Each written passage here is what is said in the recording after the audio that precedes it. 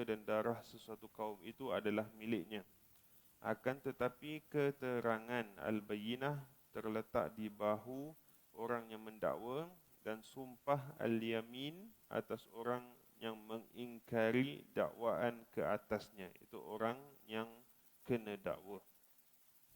Hadis Hasan diriwayatkan oleh Imam Al-Baihaqi dan selainnya sebegini dan sebahagiannya di dalam Sahih Al-Bukhari dan Muslim rahimahullahu taala.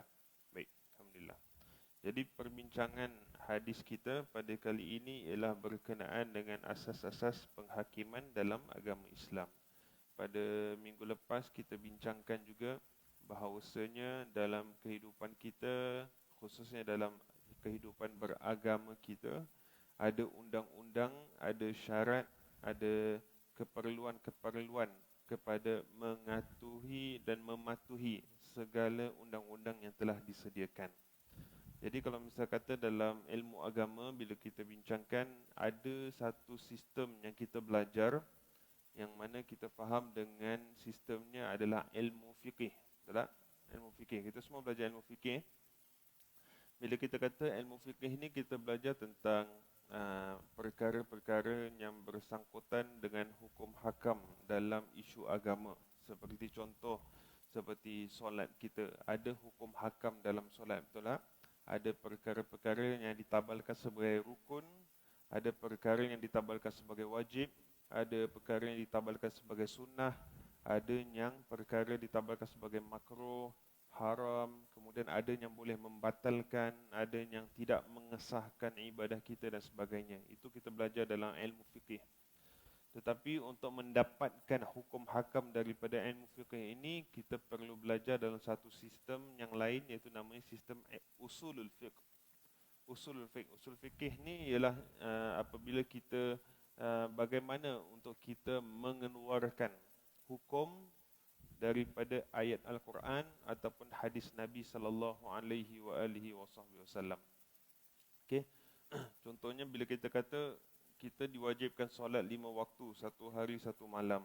Jadi apa buktinya? Ada dalil daripada Al-Quran, ada dalil daripada Nabi sallallahu alaihi wasallam, daripada sunnah-sunnah hadisnya, perbuatan Nabi dan sebagainya. Kemudian bagaimana kita nak tahu itu adalah perintah daripada Allah, perintah daripada Rasulullah sallallahu alaihi wasallam, iaitu apabila seseorang itu memahami usul bahasa Arab sebagai contoh. Bila Allah kata perkataan aqimu, dirikanlah. Itu ada ibarat satu perintah. Wal umur yadullu 'alal wujub.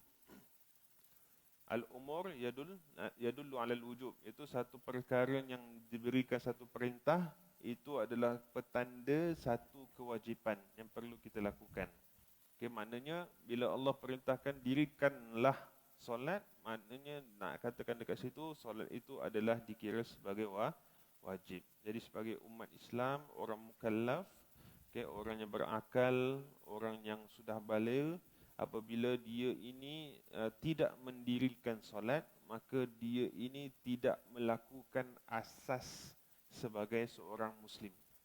Jadi itu boleh jatuh hukum berdosa dan sebagainya. Itu bagaimana mereka diraihkan hukum. Okay, usul fiqh. Kemudian ada pula sistem yang kita namakan sebagai qawaidul fiqhiyah, qawaid fikih. Jadi qawaid ni ataupun kaedah-kaedah fikih di mana ada satu hukum ataupun banyak hukum, mereka compilekan, letak dalam satu peti, letakkan dalam satu tempat. Jadi kalau dalam masa akan datang ada hukum-hukum yang bersangkutan. Yang bersangkutan, maka mereka akan ambil daripada peti tersebut. Sebagai contoh ringkas mungkin kita katakan. Bila Allah Subhanahu Wa Taala mengharamkan minum arak, betul tak? Kalau dulu zaman Nabi, hukum dia boleh minum, dan para sahabat dulu pun minum macam biasalah. Kebanyakan daripada para sahabat minum macam biasa. Sebab apa? Sebab arak ini bukan sahaja minuman orang suka-suka, tapi arak ini adalah satu tradisi, minuman tradisi. Tahu tak tradisi itu macam mana?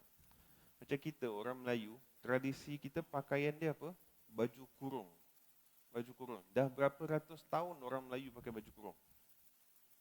Berapa tahun, Bu? daripada zaman Hang Tuah, sebelum Hang Tuah lagi. Hang Tuah tu bila, tahun bila, saya pun tak tahu. Kurun ke berapa Hang Tuah. Dan ibu-ibu rasa lagi berapa ratus tahun baju kurung ni dah tak relevan. Agak lama kan. Lama. Even sekarang pun orang masih pakai baju kurung, cuma mungkin dah design lain-lain sikit lah. Tapi dia punya keunikan dia ada. Kita tahu dia pakai baju kurung. Ada apa, cekak musang ke, ada apa, cekak musang lagi ada apa? Cekak musang dengan teluk belanga. Teluk belanga kalau orang lelaki kan baju kurung. Kemudian ada samping dia, ada cara jahitannya. Yang wanita pun sama kan, baju kurung dia ada dua kain, satu di bahagian badan, satu bahagian kain bawah. Kan? Itu pakaian tradisi, kita rasa sampai bila-bila selagi mana ada orang Melayu, selagi tu lah orang pakai baju kurung kan. Jadi itu bukan satu benda yang mudah untuk dikeluarkan. Jadi kalau kita kata minuman arak itu, dia bukan sahaja satu minuman biasa-biasa, tak. Itu adalah traditional drink, minuman tradisi. Orang kalau berpesta mesti ada arak. Tak ada arak macam apa pesta ni? Macam gitulah, tak kena kan? Tak kena.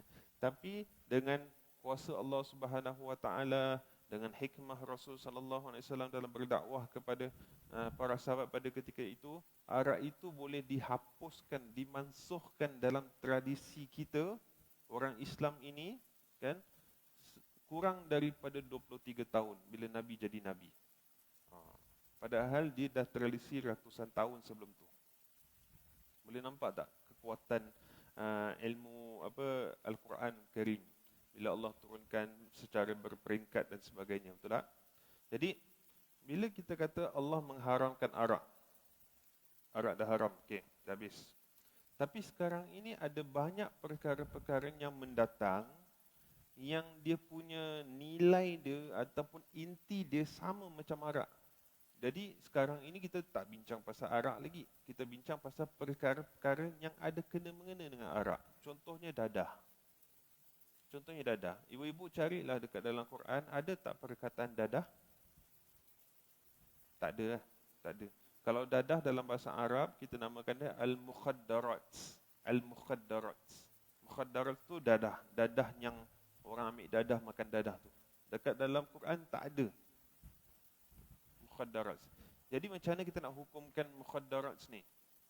Dia halal ke, dia haram ke, dia wajib ke, dia sunnah ke, dia makruh ke, kalau makan makruh ke apa? Jadi kalau misal kata tak ada sistem qiyas, tak ada sistem qawaidul fiqhiyah yang mana kita kategorikan. Sebab apa? Bila ulama bincang secara qiyasan dia ialah al-khamar itu haram. Okey. Punca dia jadi haram sebab dia muskir, dia memabukkan. Dia muskir, memabukkan. Okey. Arak tu haram kenapa? Dia memabukkan. Jadi apa sahaja perkara yang boleh membawa kepada perkara yang sama, iaitu memabukkan juga, pun dikira sebagai haram juga. Jadi kalau nama dia arak bia ke, arak toddy ke, arak whisky ke, arak vodka ke, arak apa lagi, ada lagi bourbon ke, apa-apalah saja kan, nama-nama je, stout ke apa dan sebagainya. Dan juga perkara-perkara yang lain seperti dadah, seperti hisap gam, seperti perkara-perkara pil kan dan sebagainya kan. Kalau orang sekarang kata benda tu apa, ais lah. Kalau apa orang kata ikan lah. Ada pernah dengar tak? Cakap beli ikan tu bukan beli ikan kat pasar ikan, tapi beli ikan tu punya selak biji, istilah ikan tu lah. Itu semua perkara yang memabukkan masuk dalam kategori haram juga. Jadi dia kumpulkan semua masuk dalam satu kategori. Itu pun ada perlu kepakaran untuk mengeluarkan hukum tersebut. Jadi ada syarat dan juga undang-undang dalam kehidupan kita secara beragama. Jadi daripada situ maka dalam agama kita mendidik kita supaya hidup mematuhi peraturan yang telah disediakan.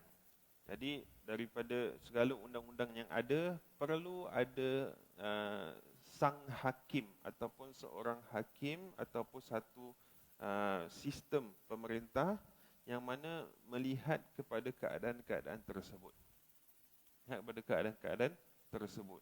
Jadi sebagai contoh, kalau misal kata orang itu minum arak, maka dia kalau ikut pada hukum dia berdosa. Dia ikut berdosa. Okay. Tetapi bagaimana kita nak membalas ataupun menghukum dia dekat dunia ni? Sebab dia bukan saja melakukan satu dosa, tapi mungkin dia boleh melakukan satu perkara yang boleh membahayakan orang-orang di sekeliling dia. Berapa banyak kita maklum tentang apabila orang itu minum arak, dia mungkin mendatangkan kesusahan daripada orang-orang di sekeliling dia. Seperti mungkin contoh, daripada dia minum arak itu, mungkin dia mabuk, dia pukul anak isteri. Mungkin dia lafazkan cerai, kan? Lafazkan cerai sebab mabuk. Ataupun mungkin dia ini membunuh orang, ataupun mungkin dia ini bawa kereta, dia langgar orang, trafik dan sebagainya. Jadi dia boleh memudaratkan ramai orang dengan dia melakukan satu perkara secara individu. Jadi sebagai hakim perlu bijak dalam menangani ataupun menghukum orang tersebut. Jadi perlu kepada sistem. Jadi untuk yang pertama, untuk kita tuduh orang tu melakukan satu perkara, perlu ada bukti. Kita cakap dia minum arak. Dia minum arak, kata, kan, apa bukti dia? Ini ada cawan dia, ini nampak video dia minum ke apa dan sebagainya. Jadi dia bukti memang betul dia minum arak. Kemudian yang si peminum arak pula mungkin tak mengaku, kan? Dia tak mengaku. Dia kata, saya tak minum arak, saya minum air jus biasa je. Tapi tak tahu kenapa tiba-tiba saya mabuk, mungkin pagi tak sahur rasanya. Macam itulah dia kata. Okay? Jadi perlu ada sistem. Perlu pada hakim. Hakim ataupun ada mahkamah, ada hakim yang akan menghukum keadaan tersebut. Jadi dalam hadis ni kita belajar dalam kehidupan ada hukum hakam, ada hakim, ada mahkamah yang perlu kita patuhi. Jadi Nabi kasih guideline. Nabi kasih guideline. Guideline dia ialah al-bayyinatu 'alal mudda'i 'alal mudda'a wal yaminu 'ala man ankara. Yang untuk orang yang mendakwa perlu ada bukti, untuk orang yang didakwa perlu ada angkat sumpah. Okey, itu sistem yang guideline yang diberikan oleh baginda Rasul sallallahu alaihi wasallam. Okey. Kita teruskan perbincangan kita dalam muka surat 456. Poin nombor 3. Okey, keterangan al-bayyinah adalah hujah orang yang mendakwa, dan sumpah al-yamin adalah hujah orang yang kena dakwa. Jadi dia ada satu yang mendakwa, okey. Nombor 2 yang didakwa. Kalau dalam bahasa mahkamah kita panggil apa ya? Satu ada plaintiff, satu defendant. Satu plaintiff, satu defendant. Macam gitulah saya rasa. Maknanya satu dia tuduh, satu yang dituduh. Okey. Untuk yang menuduh, mendakwa, dia adalah orang yang memerlukan kepada bayyinah, memerlukan kepada keterangan hujah. Seorang qadi muslim itu adalah diperintah agar memberi keputusan kehakimannya apabila wujud hujah yang membuktikan kebenarannya, tidak kira orang yang mendakwa atau orang yang kena dakwa. Jadi seorang qadi muslim, qadi ni bukan tok kadi yang nikahkan tau. Okey. Kalau ikut kepada sistem, kalau betul-betul ikut pada sistem, qadi ni adalah satu pangkat yang paling tinggi dalam satu kawasan daerah. Cuma kita istilah orang Nusantara mungkin kita dah klasifikasikan kalau kadi itu sebagai orang yang menikahkan orang. Betul tak? Okay. Jadi kalau qadi ni dia sebagai satu badan ataupun satu orang yang berkuasa untuk menakbirkan hukum hakam ataupun menakbirkan satu mahkamah yang besar untuk memastikan semua berjalan dengan betulnya. Itu nama dia qadi. Okey. Dia diperintah agar memberi keputusan kehakimannya apabila wujud hujah. Maknanya seorang qadi bila didatangi oleh seseorang, dia qadi, dia hakim katakan, datang seseorang pada dia. Dia kata, wahai hakim, wahai qadi, saya mendapati bahawasanya suami saya tidak memberikan saya nafkah. Itu satu dakwaan kan? Satu dakwaan kan? Dia kata suaminya tak bagi nafkah. Jadi qadi tak boleh terus macam, oh dia dayus, oh dia dosa. Tak boleh macam itu. Dia kata, apa bukti dia? Kasih saya proof. Kasih saya proof. Saya ada dengar satu tu perbincangan lah daripada teman saya yang dia ni seorang hakam, mediator hakam. Jadi dia kata ada satu kes di mana seorang wanita ni dia minta cerai sebab dia kata suaminya tak bagi dia nafkah. Tak bagi nafkah. Dia kata nafkah macam mana? Dia kata dia tak dapat every month ke ataupun every week dia tak dapat that cash money. Saya tak tahulah. Mungkin ada orang dapat nafkah secara beza-beza kan. Ada orang mungkin dapat that cash money. Macam satu bulan berapa ratus dolar ini untuk awak, duit pasar ke dan sebagainya. Ada yang mungkin dia ni diskusi, mereka discuss, okay, duit nafkah tu lebih kepada berbentuk saya transfer awak dalam akaun je. Ataupun saya bayar semua bil-bil keperluan awak. Awak nak pergi shopping, nak pergi apa, credit card awak swipe apa, saya bayar. Ada orang agreement macam gitu, masing-masing. Okay. Jadi this lady, perempuan ini, dia kata suaminya tak bagi nafkah, tak dapat duit cash. Okay, tak dapat duit cash berapa ratus dolar satu bulan sebagainya. Jadi hakam ni dia tanya, dia kata awak ni sekarang tinggal kat mana? Tinggal dekat rumah lah, rumah berapa bilik dan sebagainya. Duit rumah ni siapa bayar? Suami bayar. Dia kata. Suami bayar. Duit bil-bil dalam rumah siapa bayar? Suami bayar. Duit pasar tiap-tiap bulan siapa bayar? Suami bayar. Awak beli baju, beli apa dan sebagainya, siapa bayar? Suami bayar. Semua suami bayar, dia kata. Habis asal awak cakap awak tak dapat nafkah? Oh, mak saya cakap nafkah tu kena kasih cash. Macam mana, Bu? Macam mana? Dia tuntut cerai. Dia tuntut cerai sebab apa? Sebab kena desak daripada orang lain. Cakap kau kena dapat duit nafkah. Jadi ni bukan saja masalah dia ni, kan? Dia ni masalah dia tak tahu. Ni masalah kenapa ada orang lain desak orang lain sibuk dalam hal rumah tangga orang. Walaupun tu mungkin rumah tangga anak kita. Anak kita tahu uruskan, anak kita tak pernah keluar rumah, tak pakai baju, tak pernah komplain kat mak saya lapar kat rumah tak ada makan. Kan tak pernah komplain mak saya tidur ni kena hujan ke apa. Tiba-tiba cakap, suami kau ni tak kasih nafkah.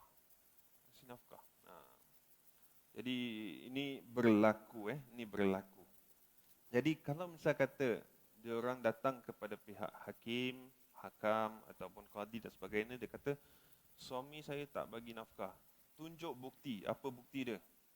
Tengok ni, saya datang tak berpakaian. Terperanjat kan tadi. Saya ni tak ada rumah tinggal, saya duduk kat tepi jalan. Saya tak ada saya tak ada makanan yang cukup dan sebagainya. Anak-anak terbiar, semua tak pergi sekolah, tak apa. Suami ada duduk enjoy kat dengan orang lain dan sebagainya. Saya tak ada. Itu bukti. Nampak kan? Nampak anak dia macam gitu, nampak gini, nampak bil hutang tak terbayar dan sebagainya. Tak ada tempat tinggal, dia duduk merempat dan sebagainya. Itu bukti. Itu nama dia adalah al-bayyinah. Okay? Jadi yang mendakwa perlu kasih al-bayyinah. Jadi qadi perlu minta bayyinah. Perlu minta. Dia kata, okey, awak dah tuduh suami awak macam ni, kasih saya bukti dia. Okey. Syariat yang maha bijaksana telah menjadikan al-bayyinah itu sebagai hujah pihak pendakwa. Jika pendakwa mendatangkan hujah itu, maka dia berhak memperolehi apa yang didakwanya berdasarkan keterangan tersebut.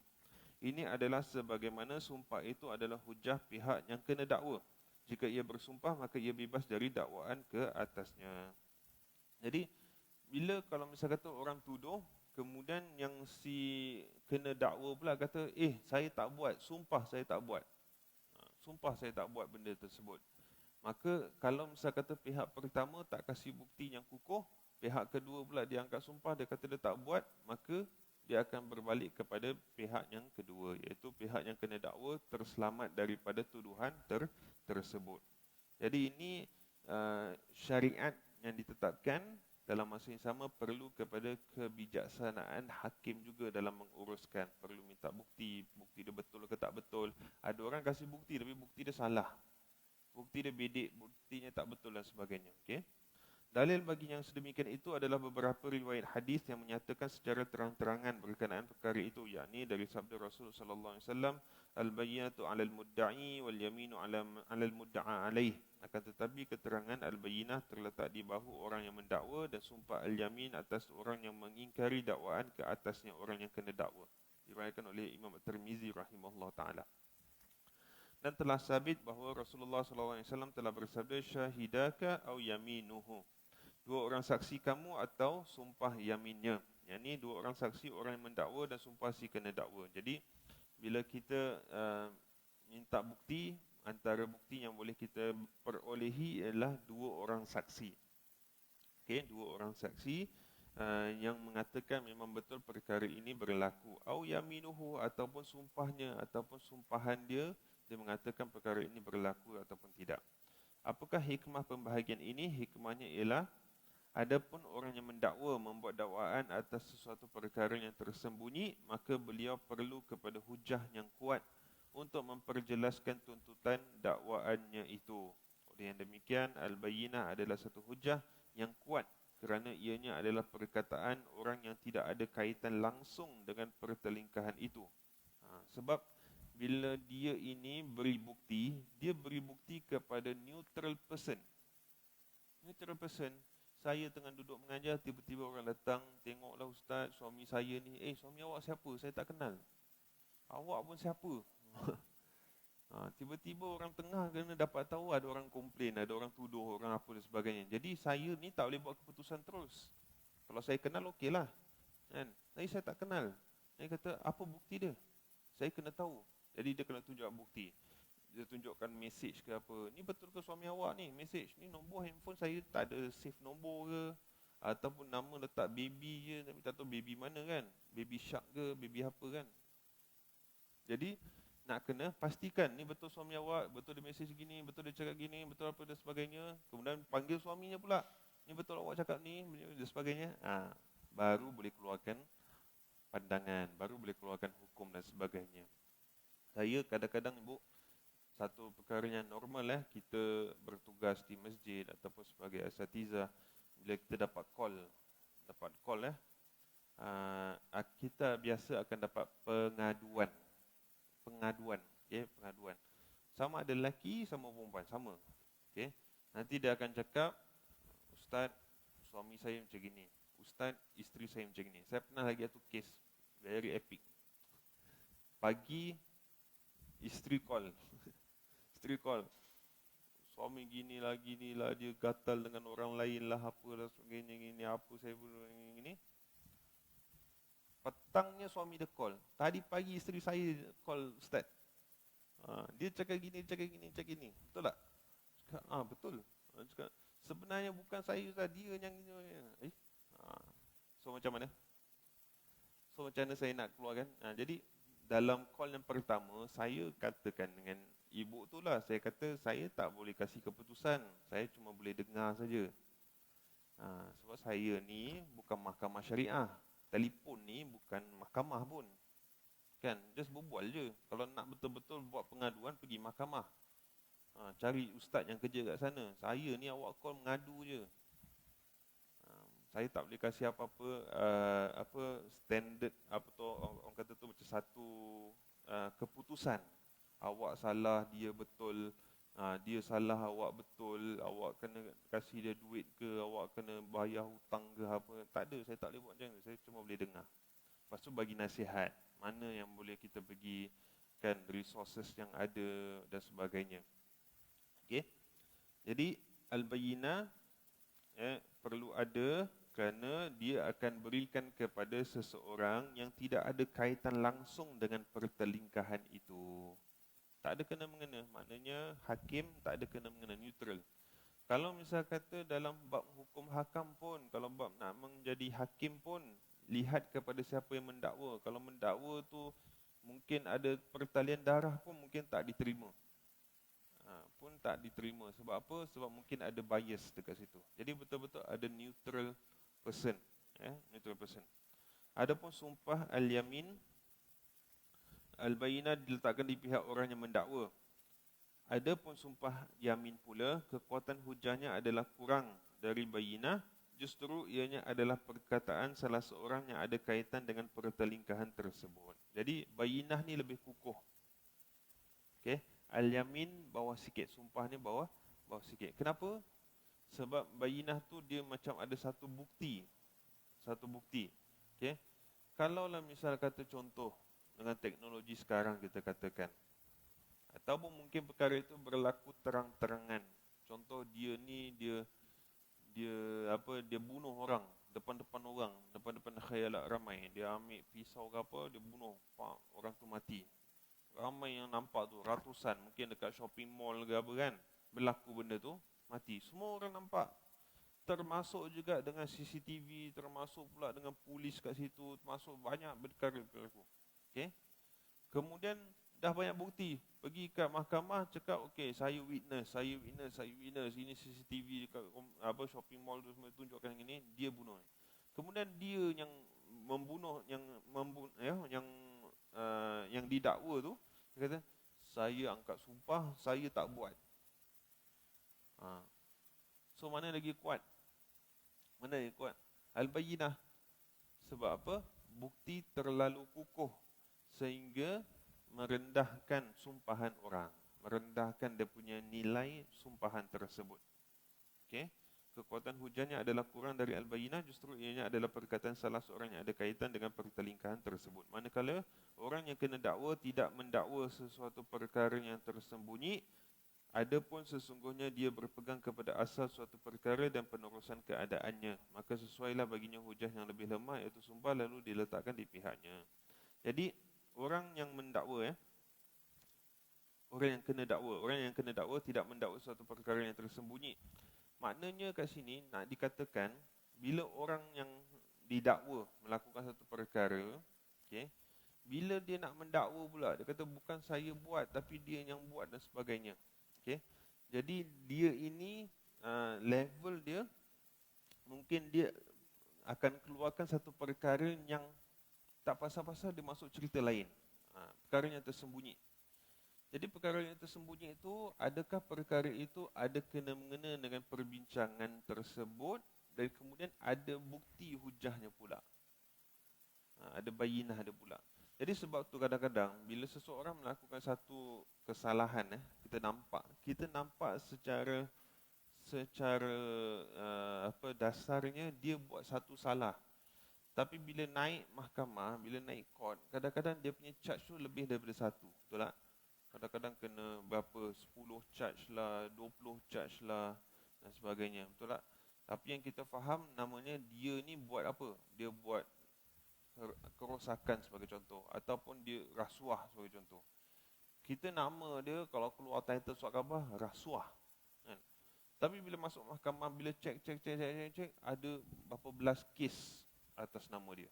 Jadi setiap kes tu perlu kepada bukti-bukti. Cakap kes ni apa bukti dia, kes ni apa bukti dia. Kalau tak ada bukti, kemudian dia sumpah kata ni saya tak buat. Jadi kurang ada kes mungkin tinggal berapa je. So yang tinggal berapa ni dia tak dapat nak melawan balik. Maka dekat situ yang baru kita menghukum dia. Jadi dia ini berpegang kepada asal sesuatu perkara dan penerusan keadaannya. Jadi asal perkara ialah orang tak buatlah. Asal perkara. Contohnya kalau misal kata orang tuduh, dia melakukan satu perkara luar daripada apa yang patut dia lakukan. Sebagai contoh, kita sebagai manusia asalnya kita ni tak bunuh orang lah. Betul tak? Itu asal keadaan kita tak bunuh orang. Tapi kalau orang tuduh kita melakukan luar daripada kebiasaan kita. Kalau kita melakukan perkara yang kebiasaan kita, tak ada orang yang akan nak mendakwa kita. Contohnya kalau ringkas ikut trafik, ikut trafik. Kita ni parking kereta sembarangan. Itu ikut pada asalnya kereta tu letak di tempat letak kereta yang betul, yang sah. Betul tak? Ada dia punya parking, dia sistem parking ke, masuk kat multi-story car park ke, letak ada lot dia dan sebagainya.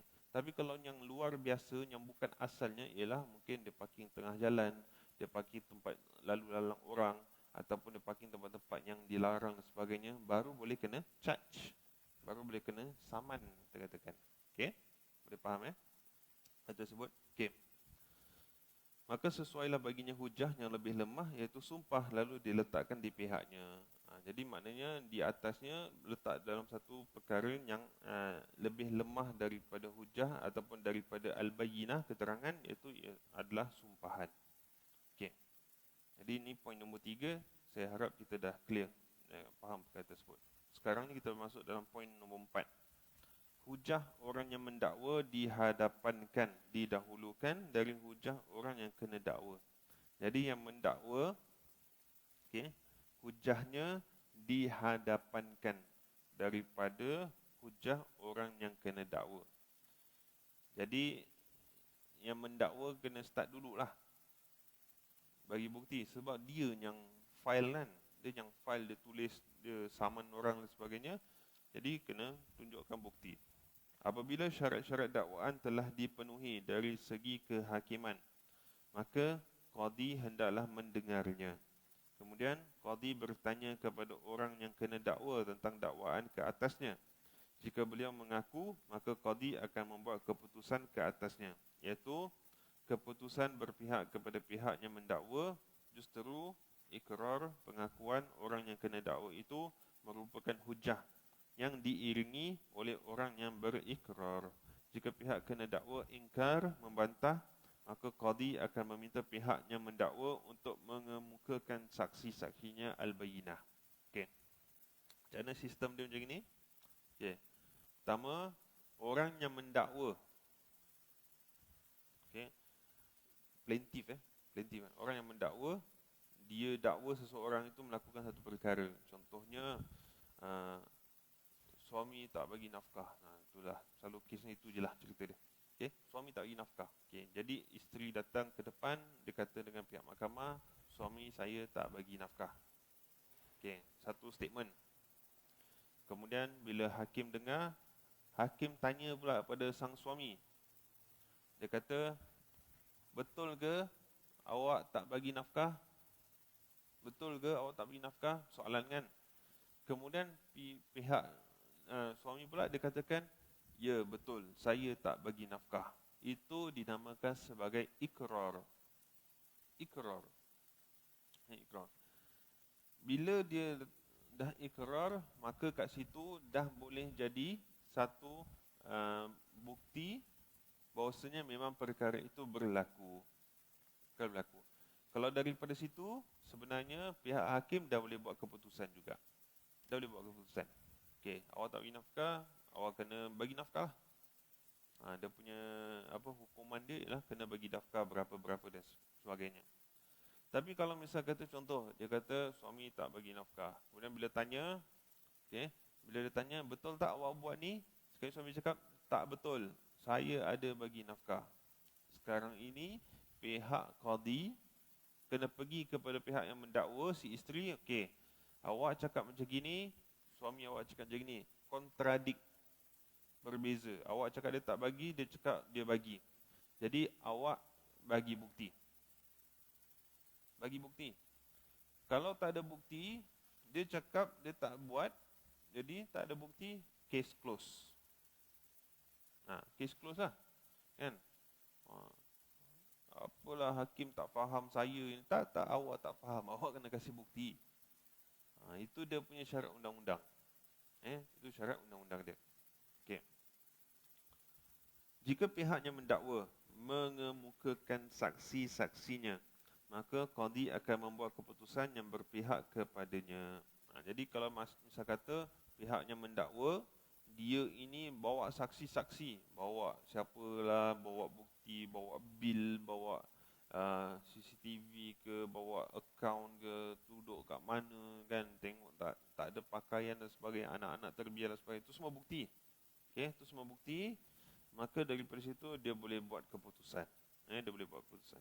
Qadi tidak akan sama sekali melihat kepada perkataan pihak yang kena dakwa atau bantahannya walau bagaimana keras sekali sumpahnya. Jika pihak yang mendakwa gagal mengemukakan saksi-saksinya, maka qadi akan meminta pihak yang kena dakwa bersumpah. Jika beliau bersumpah, bebaslah ia, maka berakhirlah dakwaan tersebut. Jadi, kalau misal kata dia cakap dia tak buat, tapi pihak yang mendakwa ni buktinya sangat kukuh. Sangat kukuh. Cukup satu orang, satu dunia tahu contohnya. Satu dunia tahu. Jadi kat situ walaupun dia sumpah apa pun kan, sumpah seranah apa pun, dia tak diterima juga sumpahannya. Sebab kalau kita kata tentang bayinah dengan ayyamin, bayinah lebih tinggi daripada ayyamin, al-yamin. Jadi maknanya apa-apa bukti yang dah diterima, maka kita boleh jatuhkan hukuman terhadap orang yang didakwa tersebut. Okay. Dalilnya ialah sabda Rasul sallallahu alaihi wasallam kepada orang yang mendakwa, alaka bayyinatun, qala la, qala falaka yaminuhu. Adakah kamu mempunyai bayinah, saksi-saksi? Jawab orang yang mendakwa, tidak. Sabda baginda sallallahu alaihi wasallam, bagi kamu adalah sumpahnya orang yang kena dakwa. Jadi kalau misalnya dia sumpah, lepas tangan, maknanya hakim, mahkamah akan lepas tangan. Dia kata dah lah, dia dah sumpah, case close. Close case. Close case. Maknanya dah tak boleh ni. Unless kalau kita nak lawan lagi lah, pergi appeal board ke, pergi apa dan sebagainya, itu cerita lain. Okay? Tapi yang penting, perlu ada bukti-buktinya. Kalau tak ada bukti, memang dah tak ada bukti lah. Tak ada bukti. Saya ada sikit sebanyak pengalaman duduk dengan orang-orang yang biasa menjalani isu-isu mahkamah, isu-isu mahkamah, duduk dengan Al-Fadhil Ustaz Muhammad Rais, dulu mantan Presiden Kanan Mahkamah Syariah, senior presiden Mahkamah Syariah. Jadi bila duduk dia berbual, dia kata kita ni bila dia kata nak jadi hakim jadi hakim ni, dia nak dia perlu ada neutral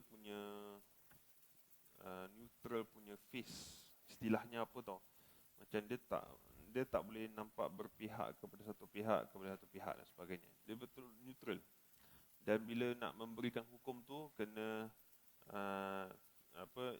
berdepan dengan keadaan yang tenang, dalam keadaan yang tidak bias, dalam keadaan yang tidak memihak kepada satu pihak, walaupun yang pihak sebelah ataupun pihak satunya ini dia melontarkan banyak emosi kan, banyak kata-kata yang tak baik dan sebagainya, ataupun even threaten.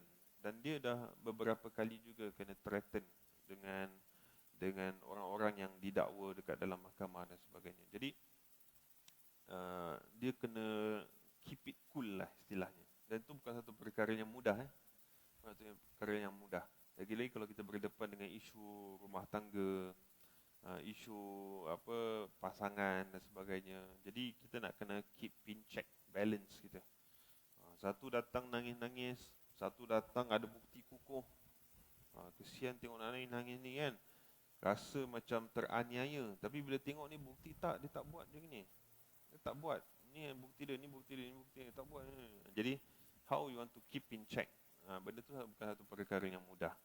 Okay? Jadi untuk menjadi satu orang namanya sebagai hakim, qadi dan sebagainya, itu adalah satu perkara, satu tanggungjawab yang berat.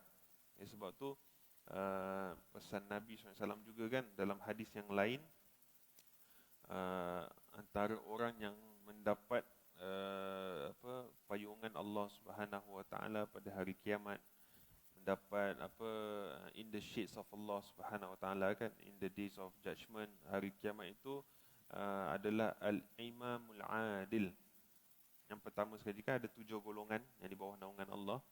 Yang pertama Nabi sebut adalah al-imamu adil, imam yang adil. imam ataupun ketua ataupun hakim ataupun qadi ataupun orang yang memerintah dan sebagainya yang adil, just. Okay? Uphold justice, dia adil, dan itu perkara yang susah. Dan ikut kepada bacaan saya dalam hadis tersebut ada tujuh golongan kan, tujuh golongan imam adil, orang yang hatinya mu'allaqun bil masajid, yang bersangkut dengan masjid, anak muda yang yang menolak tawaran, yang lelaki menolak tawaran wanita untuk melakukan satu perkara maksiat, kemudian orang yang bersendirian mengalir air mata, banyak lagi perkara. Kata kenapa dalam tujuh golongan tu, okey, yang pertama Nabi sebut adalah imamul adil, imam yang adil, sebab kalau kita ada imam yang adil,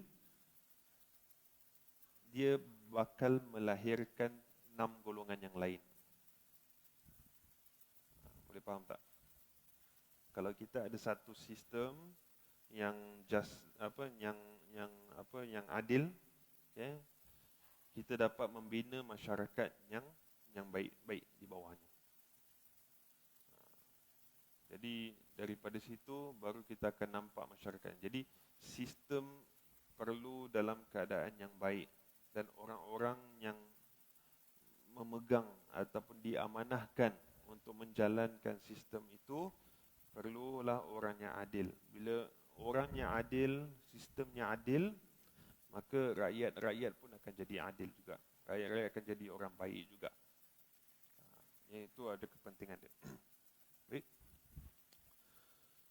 Okey, seterusnya.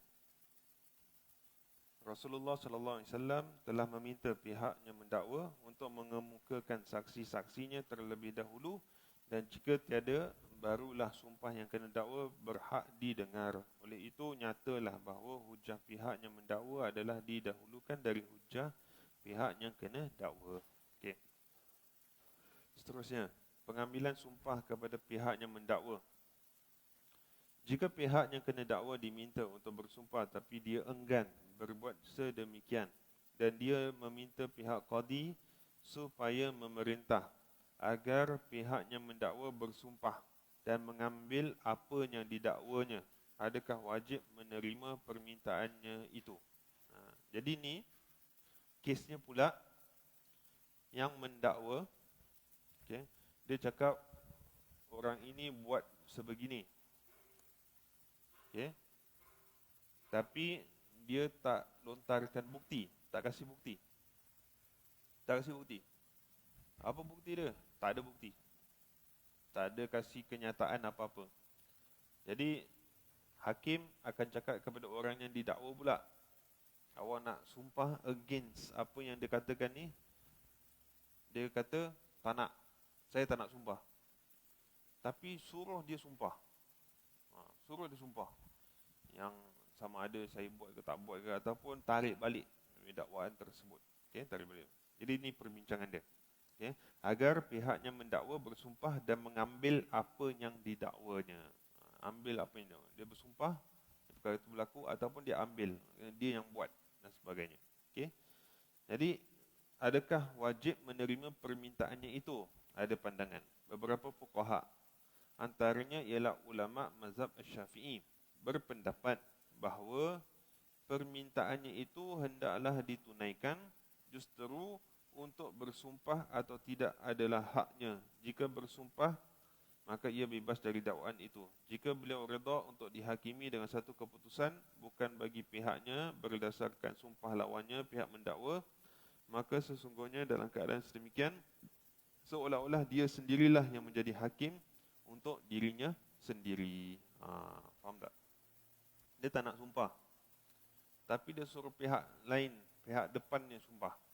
Jadi bila dia sumpah, kemudian hakim akan jatuhkan hukuman kepada orang itu. Kan? Ibarat dia ni macam menghakimkan diri dia sendiri. Dia faham tak? Okay. Mendakwa, dia cakap orang itu buat sekian. Kemudian tak ada bukti. Kemudian pihak yang didakwa cakap, saya tak nak sumpah. Awak nak, awak sumpah. kemudian iaitu sumpah. Dia kata, saya sumpah awak buat macam gini. Awak buat macam gini. Jadi hakim kena terima sumpahan itu, maka jatuh hukuman kepada yang didakwa. Jadi diibaratkan seperti yang didakwa itu, dia hukum diri dia sendirilah dengan ikut sumpahan. Padahal dia boleh bebas daripada sumpahan tersebut. Bebas daripada dakwaan tersebut. Okey. Jadi itu yang pertama, mazhab Syafi'i. Beberapa fuqaha juga, antara mereka adalah alim ulama mazhab Al-Hanafi, berpendapat bahawa sumpah itu tidak mungkin dikembalikan kepada pihak yang mendakwa. Justru Rasulullah sallallahu alaihi wasallam telah bersabda kepada pihak yang mendakwa, syahidaka aw yaminuhu laisa laka minhu illa dzalik. Dua orang saksi kamu atau sumpahnya tidaklah apa-apa yang menjadi milik melainkan sedemikian itu. Jadi pandangan daripada mazhab Al-Hanafi pula mengatakan tak boleh. Dia kata ada these two thing je. Saksi syahidaka au yaminu. Saksi kamu atau sumpahan dia. Saksi kamu tu yang mendakwa, atau sumpahan dia yang didakwa. Dia tak boleh yang mendakwa itu sumpah. Okey. Laisa laka minhu illa zalik. Sebab ada hadis yang Nabi katakan selepas perkara tersebut, laisa laka minhu illa zalika. Tidak ada selainnya melainkan sedemikian itu. Itu je ada. These two options saja yang ada. Tak ada option yang ketiga. Maka hadis ini menjadi dalil bahawa keputusan tidak dibuat untuk pihak yang mendakwa berdasarkan sumpahnya. Juga Rasulullah SAW telah membahagi-bahagikan hujah antara dua pihak yang bertelaga itu, al-bayyinatu 'alal mudda'i wal yaminu 'alal mudda'a alaih. Jadi ini hadis yang kita kata. Dan dalam hadis yang kita bincangkan ini, memang Nabi kasih these two option only. Betul tak? Satu adalah keterangan daripada yang mendakwa dan sumpah daripada yang didakwa. Nabi tak cakap sumpah yang mendakwa pun boleh diterima juga. Tak boleh. Okay? Jadi yang mendakwa tu perlu kasih bukti je. Kalau tak ada bukti, dia angkat sumpah, cerita habis. So tak boleh macam, okay, dia tak nak sumpah, awak pula sumpah. Dia sumpah. Tak boleh. Sebab dia dah melebihi daripada apa yang telah dinyatakan oleh baginda Rasul sallallahu alaihi wasallam. Maka baginda sallallahu alaihi wasallam telah meletakkan jenis sumpah sebagai hujah pihak yang kena dakwa. Ini menunjukkan bahawa sumpah itu hanya dihadkan kepada pihak yang kena dakwa sahaja. Sekiranya sumpah dikembalikan kepada pihak yang mendakwa, maka akan kedapatanlah beberapa sumpah tidak lagi berada di pihak yang kena dakwa. Oleh itu, ini amat bertentangan dengan apa yang telah ditunjuki oleh nas dan had yang telah ditentukan. Okay, jadi kat sini senang kata apa yang dikatakan kat sini. Kalau misalnya kata kita berikan option sumpahan kepada yang mendakwa, maka kita telah melebihi daripada nas guideline yang telah dinyatakan oleh Nabi sallallahu alaihi wasallam. Jadi Nabi kasih guideline dua je kan. Keterangan bayinah kepada yang mendakwa. That's it. Untuk yang mendakwa perlu kasih keterangan. Kemudian al-yamin sumpah hanya kepada yang didakwa. To the defendant. Okay. Jadi tak boleh lebih daripada itu. Okay, ada masa lagi sikit, kita teruskan sikit lagi sebelum kita habiskan. Oh, ada banyak lagi. Okay, banyak lagi. Okay, ini sampai buka puasa ni baru habis. Okay, nombor 6. Kita baca nombor 6 lepas tu kita berhenti. Okay, boleh. Penghakiman berdasarkan keengganan untuk bersumpah, menarik diri dari sumpah. Ni untuk orang yang didakwa tapi dia tak nak sumpah, dia enggan. Kenapa tak tahu, mungkin dia rasa dia buat tapi dia tak nak angkat sumpah sebab berat untuk dia dan sebagainya. Allahu a'lam. Jika sumpah itu dipinta dari pihak yang kena dakwa namun dia enggan bersumpah, maka penghakiman hendaklah dibuat berdasarkan kebenaran dakwaan pihak yang mendakwa dan tidak bagi pihaknya. Ini adalah pendapat alim ulama mazhab Al-Hanafi dan Al-Hambali rahimahullah ta'ala atas penjelasan mereka mengenai penghakiman berdasarkan keengganan pihak kena dakwa untuk bersumpah dan penghakiman yang tidak boleh dijalankan semata-mata berdasarkan keengganan pihak kena dakwa untuk bersumpah. Hujah mereka adalah sabda Rasul sallallahu alaihi wasallam, wal yaminu 'ala man ankar. Okey. Sumpah itu dipinta dari pihak yang kena dakwa namun dia enggan, maka penghakiman hendaklah dibuat berdasarkan kebenaran dakwaan pihak yang mendakwa dan tidak bagi pihaknya. Jadi maknanya dekat sini pandangan mazhab ataupun alim ulama mazhab Al-Hanafi dan juga alim ulama mazhab Al-Hambali rahimahullah taala, dia mengatakan okey, perkara itu hanya boleh berlaku jika ada keizinan, kebenaran dakwaan pihak yang mendakwa dan tidak bagi pihaknya. Jadi kalau misal kata pihak yang mendakwa tu dia okey, kata baik, saya akan bersumpah, dia bersetuju, dia memberikan kebenaran, maknanya hakim minta kebenaran daripada pihak mendakwa dan dia setuju, maka dia angkat sumpah, maka baru boleh dijalankan.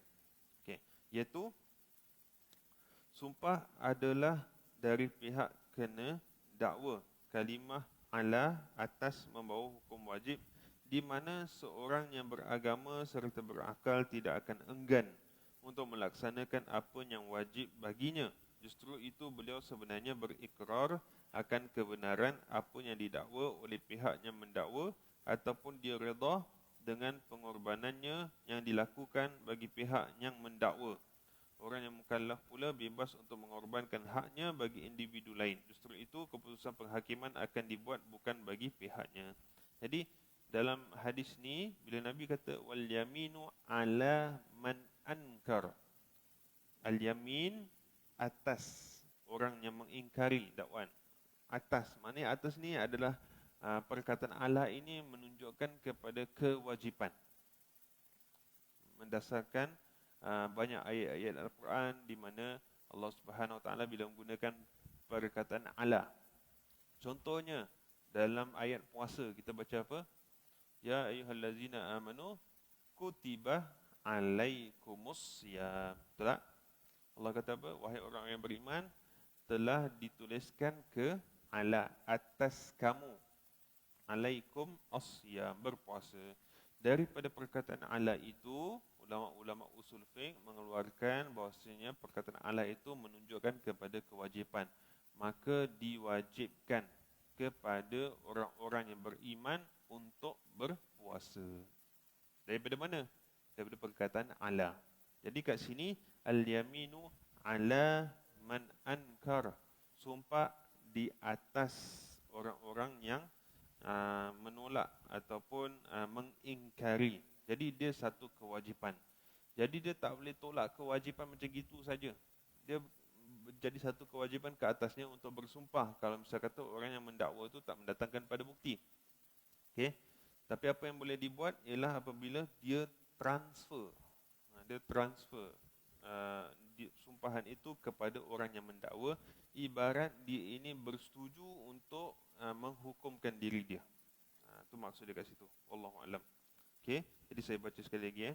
Justru itu beliau sebenarnya berikrar akan kebenaran apa yang didakwa oleh pihak yang mendakwa ataupun dia redha dengan pengorbanannya yang dilakukan bagi pihak yang mendakwa. Maknanya dia macam ikrar lah, yang bahawasanya memang benda tu dia buat tapi dia letakkan sumpahan itu terhadap orang lain. Kalau misal kata contoh, orang kata dia ni awak telah bunuh orang, kemudian tak ada bukti. Kemudian dia ni bila diberi izin untuk sumpah, kalau dia sumpah dah cerita habis. Tapi kata tak, awak sumpah. Bila awak sumpah, orang tu yang pertama yang mendakwa, dia mesti cakap saya sumpah awak buat, saya nampak awak buat. Jadi akan jatuh hukum kepada dia. Ibarat dia bersetuju untuk diarahkan hukuman itu kepada diri dia, tapi dia letakkan di atas bahu orang lain. Sebab sumpahan itu mesti perlu ada. Sebab bayinah tak ada dan sumpahan itu dikira sebagai wajib at that point. Wajib sebab ni perintah Nabi SAW kan, wal yaminu ala man ankar, pada orang yang mengingkari. Okey. Orang yang mukallaf pula bebas untuk mengorbankan haknya bagi individu lain. Orang yang mukallaf kat sini ialah orang yang pertengahan ni lah, bebas untuk mengorbankan haknya. Ataupun orang yang didakwa itu dia bebaslah untuk mengorbankan hak dia untuk bersumpah, tapi dia pas pada orang lain. Justru itu keputusan penghakiman akan dibuat bukan bagi pihaknya. Boleh faham tak Bu? Ini nampak macam teknikal sikit Teknikal sikit, tapi kalau secara asasnya kita fahamlah konsep dia macam mana.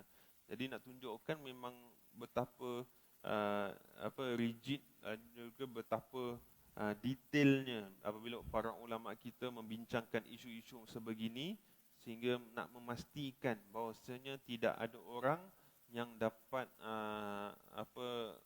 melakukan perkara yang salah terhadap satu hukuman kepada orang dan sebagainya. Nak memastikan semua ni betul-betul accurate, betul, dan semua faham tentang perkara ini. Jadi ini pengorbanan para ulama kita dalam mengeluarkan hukum hakam untuk kemaslahatan kita semua. Alim ulama mazhab Al-Maliki dan Syafi'i berpendapat bahawa penghakiman tidak akan dilakukan bukan bagi pihaknya berdasarkan keengganannya untuk bersumpah. Adapun sumpah itu dikembalikan kepada pihak yang beliau boleh mengambil apa yang didakwanya, jika tidak maka sebaliknya. Hujah mereka adalah bahawa pada asalnya pihak yang kena dakwa adalah bebas dari penanggungjawab. Maka tidaklah lain sesuatu itu bagi beliau sehingga tertegaknya dalil yang menunjukkan bahawa terdapat penanggungjawab ke atas diri beliau berkenaan hak orang lain. Adapun keengganan untuk bersumpah bukanlah dalil untuk sedemikian itu, kerana sebagaimana ada kemungkinan bahawa ianya adalah sebagai langkah berjaga-jaga dan berhati-hati terhadap sumpah palsu, terdapat juga kemungkinan untuk bersikap warak terhadap sumpah yang benar. Maka tiada penghakiman dilakukan dengan wujudnya kemungkinan seperti itu. Jadi dekat sini pula pandangan mazhab Syafi'i dan juga mazhab Al-Maliki mengatakan sumpahan tu dia sacred. Sumpahan ni bukan benda yang boleh main-main. Sumpahan ni bukan perkara yang boleh dimain-mainkan. Jadi dia sacred. Jadi dia ini dia terletak kepada bahu orang yang didakwa. Jadi dia sahaja yang layak untuk menggunakan dia.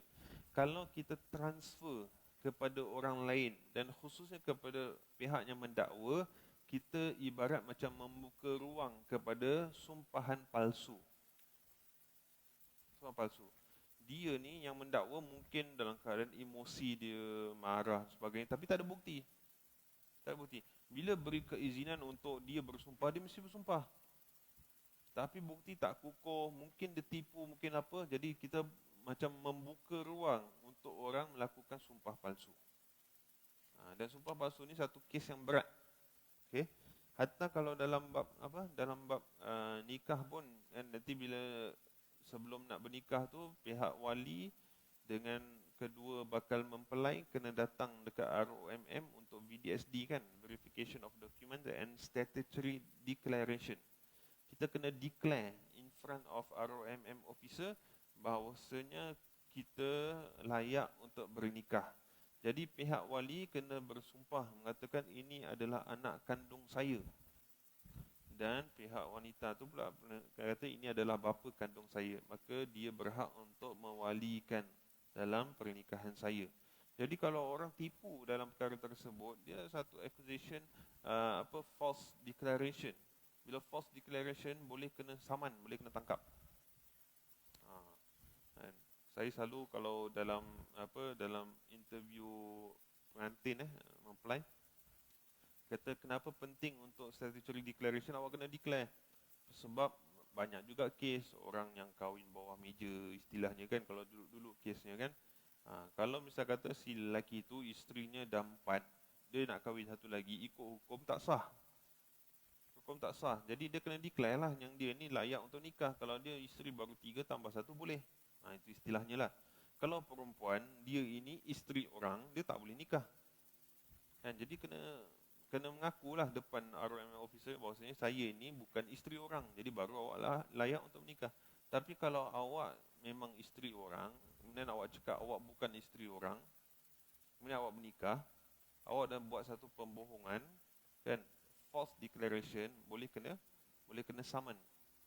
Boleh kena saman, boleh kena charge. Jadi itu perkara yang serius lah. Sumpahan ni satu perkara yang serius. Jadi nak menutup ruang supaya tidak ada that false statement ataupun false accusation.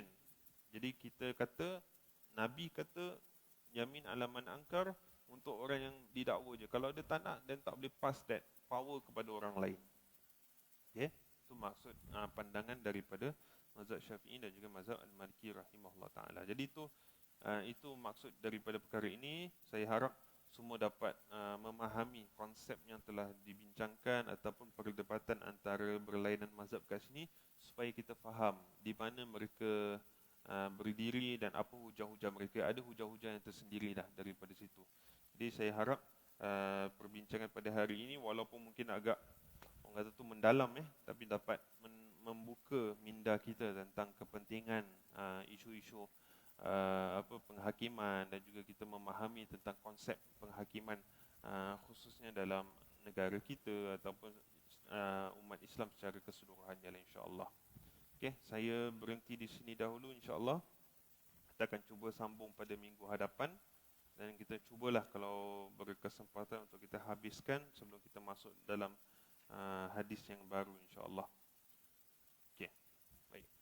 Jadi saya ucapkan ribuan terima kasih kepada ibu-ibu sekalian di atas perbincangan pada pagi ini. Yang baik itu datang daripada Allah Subhanahu wa taala, yang kurang dan yang lemah itu datang daripada kelemahan diri saya yang dhaif.